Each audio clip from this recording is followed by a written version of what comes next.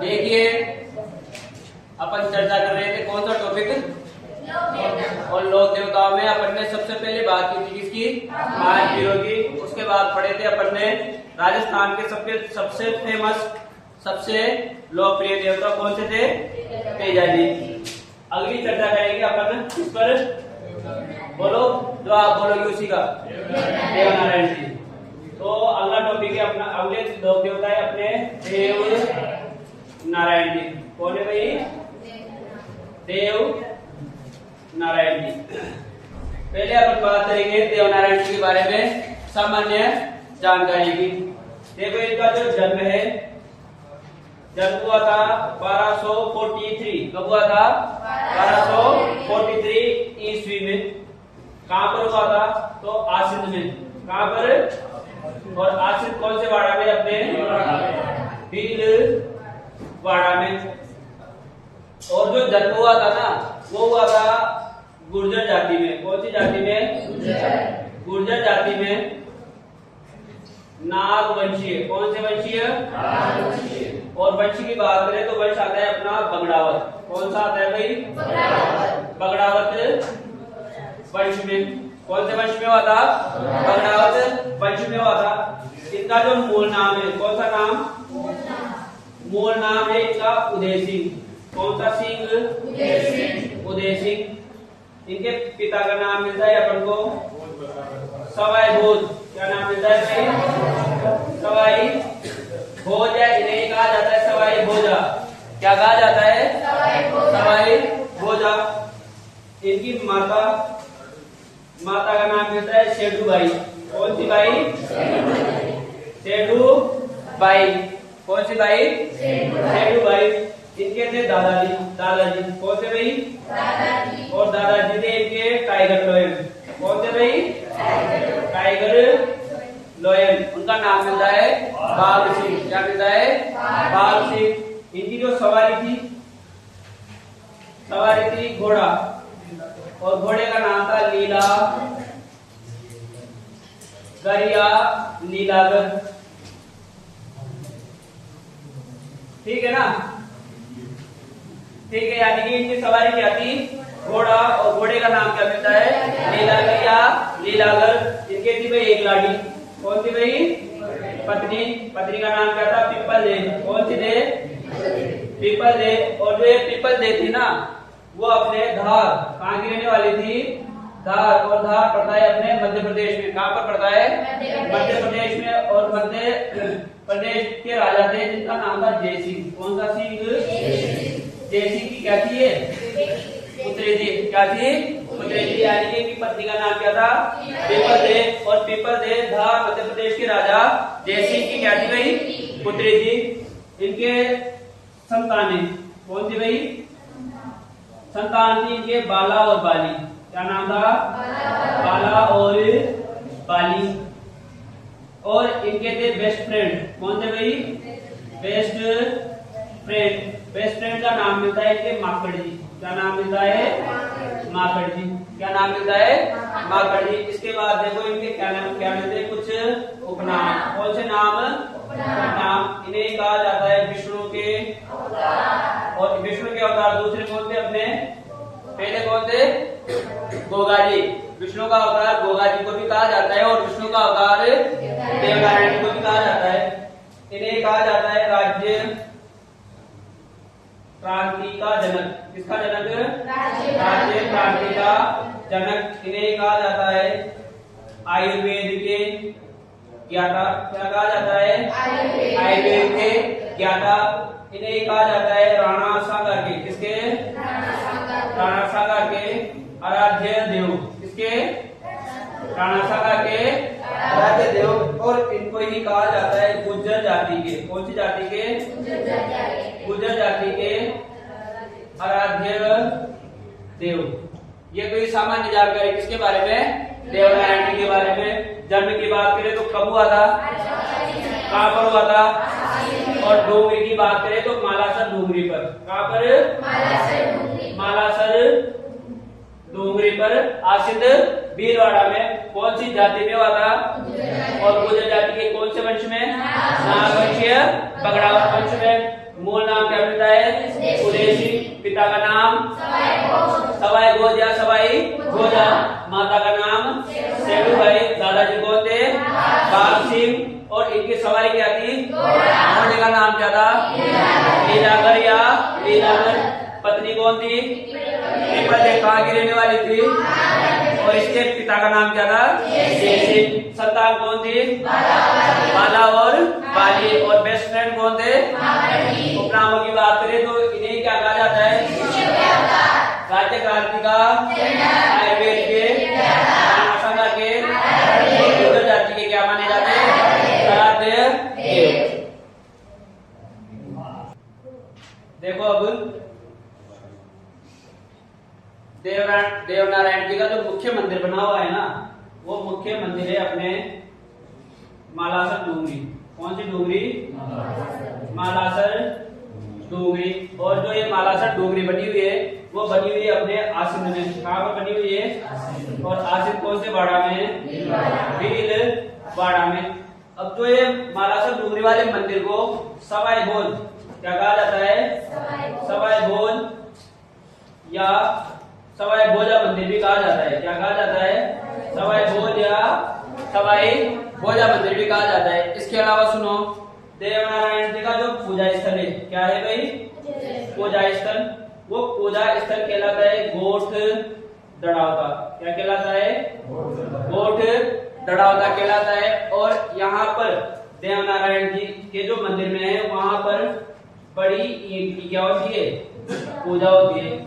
क्या होती है? बड़ी ईंट की पूजा होती है। देखना, जो देवनारायण जी का मुख्य मंदिर है वो मालासर डूंगरी आसिम भीलवाड़ा में। और इस मंदिर को ही सवाई भोज या भोजा मंदिर कहा जाता है। इसके अलावा देवनारायण जी का पूजा स्थल क्या कहलाता है? गोठ दड़ावता कहलाता है। और गोठ दड़ावता में ही बड़ी ईंट की क्या होती है? पूजा की जाती है। इसके अलावा देवनारायण जी ने गाय के गोबर से, इससे गाय के गोबर से व नीम की पत्तियों से क्या बताया था? आयुर्वेदिक उपचार बताया था। इसलिए देवनारायण जी को आयुर्वेद का क्या कहा जाता है? ज्ञाता भी कहा जाता है। अब अपन बात करें देवनारायण जी की फड़ की। किसकी बात करें? देवनारायण जी की फड़ के बारे में। देवनारायण जी की जो फड़ है ना, वो राज्य की सबसे प्राचीन, राज्य की सबसे लंबी और राज्य की सर्वाधिक प्रसंगों वाली फड़ मानी जाती है। और इस फड़ का जो वाचन है ना, वाचन करता है गुर्जर जाति का। कौन सी जाति का? गुर्जर जाति का कुमारा गोपा। गुर्जर जाति का कुमारा गोपा जंतर वाद्य यंत्र के साथ करता है। कौन से वाद्य यंत्र के साथ करता है?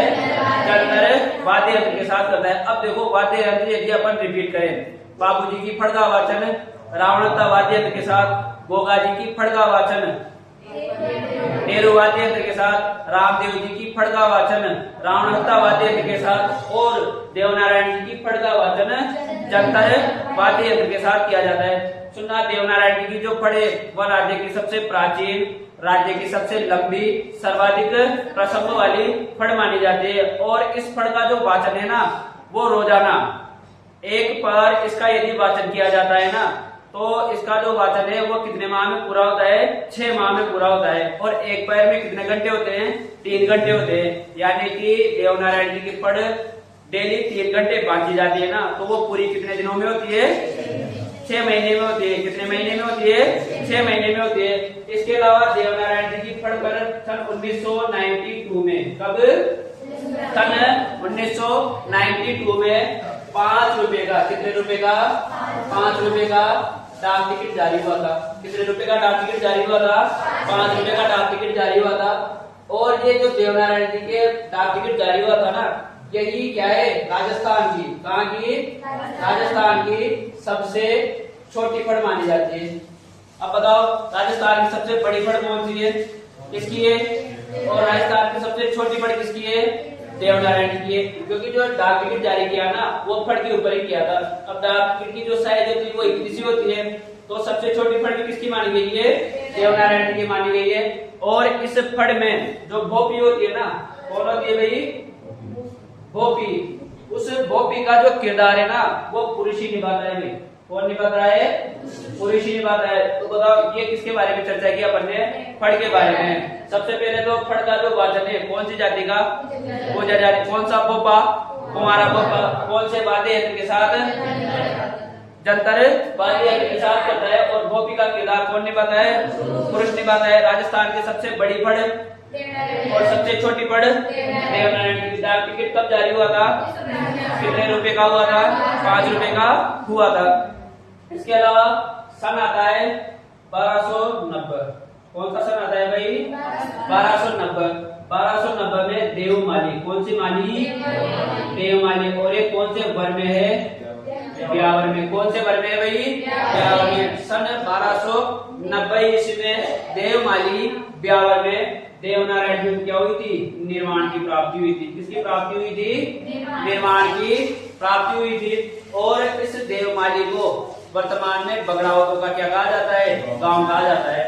और 2024 में इसे एक टूरिस्ट के रूप में क्या किया गया है? विकसित किया गया है। और यहाँ पर कैंसर पीड़ितों का क्या किया जाता है? इलाज किया जाता है।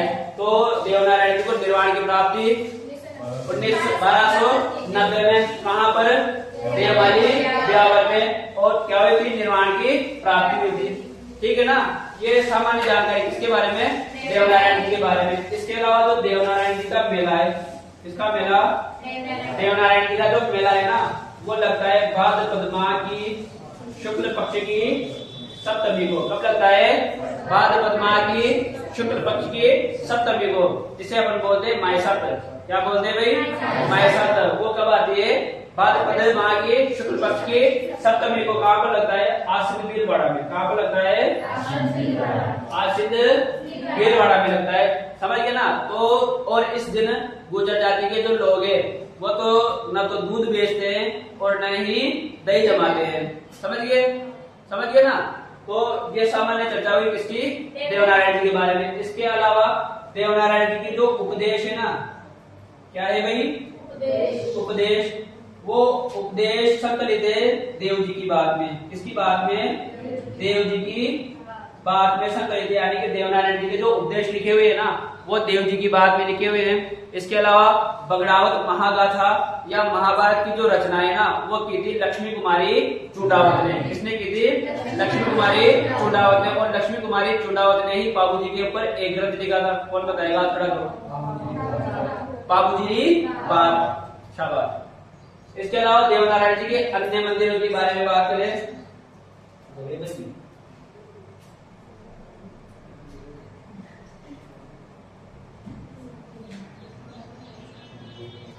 अन्य मंदिरों की बात करें तो सबसे पहला मंदिर आता है अपने देवधाम। कौन सा धाम? देवधाम। देवधाम कहाँ पर है? जोधपुर में। कौन से पुर में? जोधपुर में। दूसरा आता है अपने देव डूंगरी। कौन सी डूंगरी? देव डूंगरी। और देव डूंगरी बनी हुई है अपने चित्तौड़ में। कौन से तोड़ में? चित्तौड़ में। और इसका निर्माण जो करवाया था राणा सांगा ने। और राणा सांगा को कहा जाता है संग्राम सिंह भी कहा जाता है। इसके अलावा एक बना हुआ है देवमाली। कौन सी माली में? देवमाली। और देवमाली कौन से वर में है? ब्यावर में। और यहाँ पर किसकी प्राप्ति हुई थी? निर्माण की प्राप्ति हुई थी। इसके बाद एक मंदिर बना हुआ है कौन से वास में? कौन से वास में? देवास। और एक देवास कौन से प्रदेश में है? मध्य प्रदेश में। यहाँ पर देवनारायण जी का क्या था भाई? ननिहाल था। क्या था भाई? ननिहाल था। समझ गए देवनारायण जी को? समझ गए ना? यानी कि एक मंदिर तो कहाँ पर बना हुआ है? देवधाम जोधपुर में। देवडूंगरी चित्तौड़गढ़ में। इसका निर्माण राणा सांगा ने। देवमाली ब्यावर में। यहाँ पर क्या हुई थी? निर्माण की प्राप्ति हुई थी। और एक बना हुआ है देवास मध्य प्रदेश में, जहाँ पर देवनारायण जी का क्या मिलता है? ननिहाल मिलता है। क्योंकि देवनारायण जी का जो लालन पालन हुआ था ना वो कहाँ हुआ था? देवास में हुआ था। ठीक है? समझ गए? कहीं कोई दिक्कत नहीं है? छाप।